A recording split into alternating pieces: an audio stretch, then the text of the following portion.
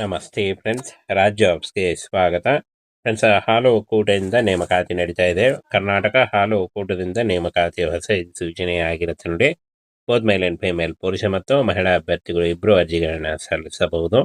ಸಂಪೂರ್ಣವಾಗಿ ಕರ್ನಾಟಕ ರಾಜ್ಯ ಸರ್ಕಾರಿ ಉದ್ಯೋಗಗಳು, ಹಾಗೆ ಈ ಒಂದು ಹುದ್ದೆಗಳು ಕಾಯಂ ಉದ್ಯೋಗಗಳಾಗಿರ್ತವೆ ನೋಡಿ. ಸಹಾಯಕ ವ್ಯವಸ್ಥಾಪಕ ಇನ್ನೂ ಹಲವು ಹುದ್ದೆಗಳಿಗೆ ನೇಮಕಾತಿ ನಡೀತಾ ಇದೆ. ಫ್ರೆಂಡ್ಸ್, ಇಲ್ಲಿ ಕಾಣಿಸ್ತಾ ಇದೆ ನೋಡಿ, ವಿವಿಧ ಉದ್ಯೋಗಗಳಿಗೆ ನೇಮಕಾತಿ ಇರುತ್ತೆ. ಅರ್ಹತೆ ನೋಡಿ, ಪದವಿ, ಯಾವುದೇ ಪದವಿ ಹಾಗೂ SLC, PSC ಮತ್ತು ಡಿಗ್ರಿ ಹಾಗೂ PUC ಮಾಡಿದಂಥ ಅಭ್ಯರ್ಥಿಗಳು ಅರ್ಜಿಗಳನ್ನು ಸಲ್ಲಿಸಬಹುದು. 34,000ದಿಂದ 83,000ವರೆಗೂ ಪರ್ ಮಂತ್ ಸ್ಯಾಲ್ರಿ ಆಗಿರುತ್ತವೆ. ಒಟ್ಟು 27 ಹುದ್ದೆಗಳಿದಾವೆ ನೋಡಿ. ಇನ್ನು ಫ್ರೆಂಡ್ಸ್, ಅರ್ಜಿ ಸಲ್ಲಿಕೆ ಆಲ್ರೆಡಿ ಅಂದರೆ ಅರ್ಜಿ ಸಲ್ಲಿಕೆ ಶುರುವಾಗುವಂಥ ದಿನಾಂಕವನ್ನು ನೋಡೋದಾದರೆ ಆಲ್ರೆಡಿ ಶುರುವಿದೆ. ಅರ್ಜಿಗಳನ್ನ ಸಲ್ಲಿಸಬಹುದು. 29/9/2025 ಅರ್ಜಿ ಸಲ್ಲಿಸಲು ಕೊನೆಯ ದಿನಾಂಕ ಆಗಿರುತ್ತೆ ನೋಡಿ. ಇನ್ನು ಶಿವಮೊಗ್ಗ, ದಾವಣಗೆರೆ ಮತ್ತು ಚಿತ್ರದುರ್ಗದಲ್ಲಿ ಕೆಲಸದ ಸ್ಥಳ ಆಗಿರುತ್ತೆ ನೋಡಿ. ಆಯ್ಕೆ ಅಂತ ಅಭ್ಯರ್ಥಿಗಳಿಗೆ ಶಿವಮೊಗ್ಗ,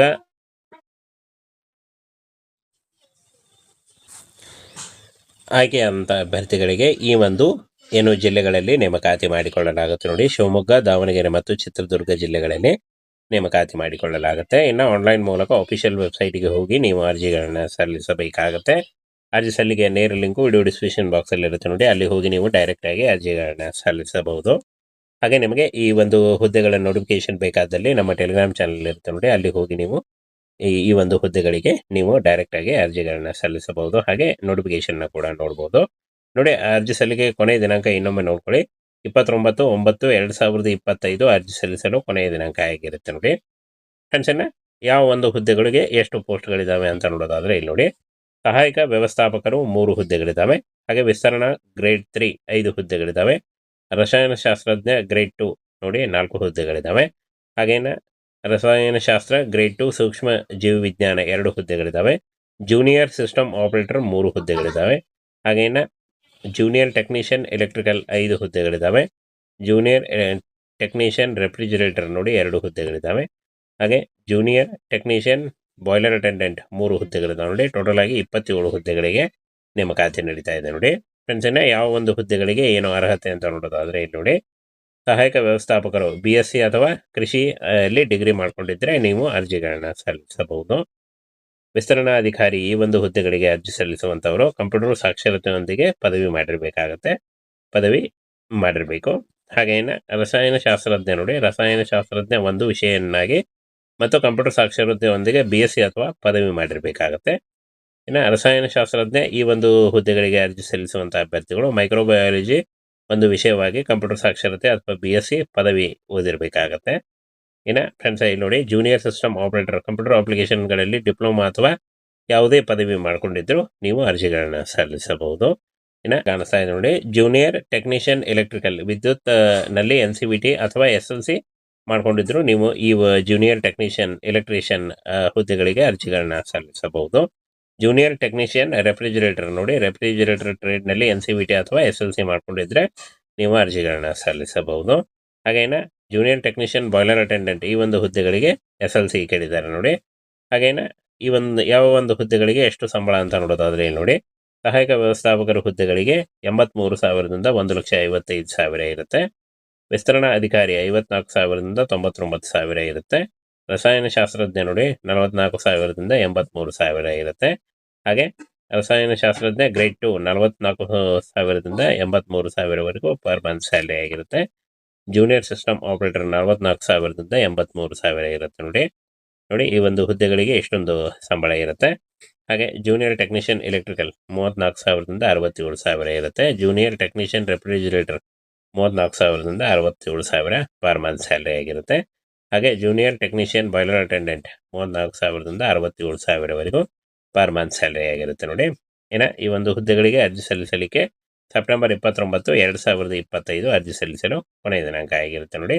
ಇನ್ನು ಅರ್ಜಿ ಶುಲ್ಕವನ್ನು ನೋಡೋದಾದರೆ ಇಲ್ಲಿ ನೋಡಿ. SC ST ಪ್ರವರ್ಗ 1 ಈ ಒಂದು ಅಭ್ಯರ್ಥಿಗಳಿಗೆ 500 ರೂಪಾಯಿ ಇದ್ದರೆ ಉಳಿದ ಎಲ್ಲ ಅಭ್ಯರ್ಥಿಗಳಿಗೆ 1,000 ರೂಪಾಯಿ ಇರುತ್ತೆ. ಈ ಒಂದು ಅರ್ಜಿ ಶುಲ್ಕವನ್ನು ನೀವು ಆನ್ಲೈನ್ ಮೂಲಕ ಡೆಬಿಟ್ ಕಾರ್ಡ್, ಕ್ರೆಡಿಟ್ ಕಾರ್ಡ್ ಅಥವಾ ನೆಟ್ ಬ್ಯಾಂಕಿಂಗ್ ಮೂಲಕ ನೀವು ಅರ್ಜಿಗಳನ್ನ ಸಲ್ಲಿಸಬಹುದು. ಅಧಿಕೃತವಾದಂಥ ವೆಬ್ಸೈಟ್ ನೋಡಿ. ಈ ಒಂದು ವೆಬ್ಸೈಟ್ನ ಲಿಂಕನ್ನು ವಿಡಿಯೋ ಡಿಸ್ಕ್ರಿಪ್ಷನ್ ಬಾಕ್ಸಲ್ಲಿ ಕೊಟ್ಟಿರ್ತೀನಿ. ಅಲ್ಲಿ ಹೋಗಿ ನೀವು ಡೈರೆಕ್ಟಾಗಿ ಅರ್ಜಿಗಳನ್ನ ಸಲ್ಲಿಸಬಹುದಾಗಿರುತ್ತೆ. ಇನ್ನು ಫ್ರೆಂಡ್ಸ್, ಅರ್ಜಿ ಸಲ್ಲಿಸಲಿಕ್ಕೆ ಕೊನೆಯ ದಿನಾಂಕ ನೋಡಿ ಸೆಪ್ಟೆಂಬರ್ 29, 2025 ಅರ್ಜಿ ಸಲ್ಲಿಸಲು ಕೊನೆಯ ದಿನಾಂಕ ಆಗಿರುತ್ತೆ ನೋಡಿ. ನೇರ ನೇಮಕಾತಿ ಇರುತ್ತೆ ನೋಡಿ. ಯಾವುದೇ ರೀತಿಯ ಒಂದು ಲಿಖಿತ ಪರೀಕ್ಷೆ ಇರಲ್ಲ. ಈ ಒಂದು ಹುದ್ದೆಗಳಿಗೆ ಯಾವುದೇ ರೀತಿಯ ಒಂದು ಲಿಖಿತ ಪರೀಕ್ಷೆ ಇರಲ್ಲ. ಕರ್ನಾಟಕದಲ್ಲಿ ಹುದ್ದೆಗಳಿರ್ತವೆ, ಸರ್ಕಾರಿ ಉದ್ಯೋಗಗಳು. ಹಾಗೆ ಈ ಒಂದು ಹುದ್ದೆಗಳು ಕಾಯಂ ಉದ್ಯೋಗಗಳಾಗಿರ್ತವೆ. ಇನ್ನು ಅರ್ಜಿ ಸಲ್ಲಿಸುವಾಗ caste income certificate, photo, Aadhaar card ಮತ್ತು ನಿಮ್ಮ ಎಜುಕೇಷನಲ್ ಡಾಕ್ಯುಮೆಂಟ್ಸ್ ಇಷ್ಟನ್ನು ತೆಗೆದುಕೊಂಡು ನೀವು ಆನ್ಲೈನ್ ಮೂಲಕ ಅಫಿಷಿಯಲ್ ವೆಬ್ಸೈಟ್ಗೆ ಹೋಗಿ ಅರ್ಜಿಗಳನ್ನು ಸಲ್ಲಿಸಬಹುದಾಗಿರುತ್ತೆ. ಹಾಗೆ ಈ ಒಂದು ಹುದ್ದೆಗಳ ಬಗ್ಗೆ ನೋಟಿಫಿಕೇಶನ್ ಬೇಕಾದಲ್ಲಿ ನಮ್ಮ ಟೆಲಿಗ್ರಾಮ್ ಚಾನಲ್ ಇರುತ್ತೆ ನೋಡಿ, ಅಲ್ಲಿ ಹೋಗಿ ನೀವು ಡೌನ್ಲೋಡ್ ಮಾಡಿಕೊಂಡು ಇನ್ನೂ ಹೆಚ್ಚಿನ ಮಾಹಿತಿಯನ್ನು ತಿಳ್ಕೊಳ್ಬೋದು. ಇದುವರೆಗೂ ಯಾರು ನಮ್ಮ ಟೆಲಿಗ್ರಾಮ್ ಚಾನಲ್ನ ಜಾಯ್ನ್ ಆಗಿಲ್ಲ, ಈಗಲೇ ಜಾಯ್ನ್ ಆಗಿ ಹೆಚ್ಚಿನ ಉದ್ಯೋಗ ಮಾಹಿತಿ ಹಾಗೂ ಪ್ರತಿಯೊಂದು ಹುದ್ದೆಗಳ ನೋಟಿಫಿಕೇಶನ್ಗಾಗಿ. ಫ್ರೆಂಡ್ಸ್, ಹಾಲು ಒಕ್ಕೂಟದಿಂದ ನೇಮಕಾತಿ ನಡೀತಾ ಇದೆ. ಕರ್ನಾಟಕ ಹಾಲು ಒಕ್ಕೂಟದಿಂದ ನೇಮಕಾತಿಯ ಹೊಸ ಸೂಚನೆ ಆಗಿರುತ್ತೆ ನೋಡಿ. ಬೋತ್ ಮೇಲ್ ಆ್ಯಂಡ್ ಫಿಮೇಲ್, ಪುರುಷ ಮತ್ತು ಮಹಿಳಾ ಅಭ್ಯರ್ಥಿಗಳು ಇಬ್ಬರು ಅರ್ಜಿಗಳನ್ನು ಸಲ್ಲಿಸಬಹುದು. ಸಂಪೂರ್ಣವಾಗಿ ಕರ್ನಾಟಕ ರಾಜ್ಯ ಸರ್ಕಾರಿ ಉದ್ಯೋಗಗಳು. ಹಾಗೆ ಈ ಒಂದು ಹುದ್ದೆಗಳು ಕಾಯಂ ಉದ್ಯೋಗಗಳಾಗಿರ್ತವೆ ನೋಡಿ. ಸಹಾಯಕ ವ್ಯವಸ್ಥಾಪಕ ಇನ್ನೂ ಹಲವು ಹುದ್ದೆಗಳಿಗೆ ನೇಮಕಾತಿ ನಡೀತಾ ಇದೆ. ಫ್ರೆಂಡ್ಸ್, ಇಲ್ಲಿ ಕಾಣಿಸ್ತಾ ಇದೆ ನೋಡಿ, ವಿವಿಧ ಉದ್ಯೋಗಗಳಿಗೆ ನೇಮಕಾತಿ ಇರುತ್ತೆ. ಅರ್ಹತೆ ನೋಡಿ, ಪದವಿ, ಯಾವುದೇ ಪದವಿ ಹಾಗೂ SLC, BSc ಮತ್ತು ಡಿಗ್ರಿ ಹಾಗೂ PUC ಮಾಡಿದಂಥ ಅಭ್ಯರ್ಥಿಗಳು ಅರ್ಜಿಗಳನ್ನು ಸಲ್ಲಿಸಬಹುದು. 34,000ದಿಂದ 83,000ವರೆಗೂ ಪರ್ ಮಂತ್ ಸ್ಯಾಲ್ರಿ ಆಗಿರುತ್ತವೆ. ಒಟ್ಟು 27 ಹುದ್ದೆಗಳಿದಾವೆ ನೋಡಿ. ಇನ್ನು ಫ್ರೆಂಡ್ಸ್, ಅರ್ಜಿ ಸಲ್ಲಿಕೆ ಆಲ್ರೆಡಿ ಅಂದರೆ ಅರ್ಜಿ ಸಲ್ಲಿಕೆ ಶುರುವಾಗುವಂಥ ದಿನಾಂಕವನ್ನು ನೋಡೋದಾದರೆ ಆಲ್ರೆಡಿ ಶುರುವಿದೆ. ಅರ್ಜಿಗಳನ್ನ ಸಲ್ಲಿಸಬಹುದು. 29/9/2025 ಅರ್ಜಿ ಸಲ್ಲಿಸಲು ಕೊನೆಯ ದಿನಾಂಕ ಆಗಿರುತ್ತೆ ನೋಡಿ. ಇನ್ನು ಶಿವಮೊಗ್ಗ, ದಾವಣಗೆರೆ ಮತ್ತು ಚಿತ್ರದುರ್ಗದಲ್ಲಿ ಕೆಲಸದ ಸ್ಥಳ ಆಗಿರುತ್ತೆ ನೋಡಿ. ಆಯ್ಕೆಯಾದಂಥ ಅಭ್ಯರ್ಥಿಗಳಿಗೆ ಶಿವಮೊಗ್ಗ,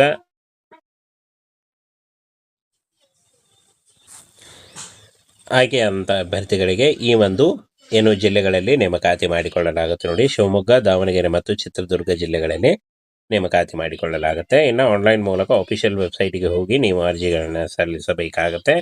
ಅರ್ಜಿ ಸಲ್ಲಿಕೆಯ ನೇರ ಲಿಂಕು ವಿಡಿಯೋ ಡಿಸ್ಕ್ರಿಪ್ಷನ್ ಬಾಕ್ಸಲ್ಲಿ ಇರುತ್ತೆ ನೋಡಿ, ಅಲ್ಲಿ ಹೋಗಿ ನೀವು ಡೈರೆಕ್ಟಾಗಿ ಅರ್ಜಿಗಳನ್ನು ಸಲ್ಲಿಸಬಹುದು. ಹಾಗೆ ನಿಮಗೆ ಈ ಒಂದು ಹುದ್ದೆಗಳ ನೋಟಿಫಿಕೇಶನ್ ಬೇಕಾದಲ್ಲಿ ನಮ್ಮ ಟೆಲಿಗ್ರಾಮ್ ಚಾನಲ್ ಇರುತ್ತೆ ನೋಡಿ, ಅಲ್ಲಿ ಹೋಗಿ ನೀವು ಈ ಒಂದು ಹುದ್ದೆಗಳಿಗೆ ನೀವು ಡೈರೆಕ್ಟಾಗಿ ಅರ್ಜಿಗಳನ್ನು ಸಲ್ಲಿಸಬಹುದು. ಹಾಗೆ ನೋಟಿಫಿಕೇಶನ್ನ ಕೂಡ ನೋಡ್ಬೋದು ನೋಡಿ. ಅರ್ಜಿ ಸಲ್ಲಿಕೆ ಕೊನೆಯ ದಿನಾಂಕ ಇನ್ನೊಮ್ಮೆ ನೋಡ್ಕೊಳ್ಳಿ, 29/9/2025 ಅರ್ಜಿ ಸಲ್ಲಿಸಲು ಕೊನೆಯ ದಿನಾಂಕ ಆಗಿರುತ್ತೆ ನೋಡಿ. ಫ್ರೆಂಡ್ಸ್,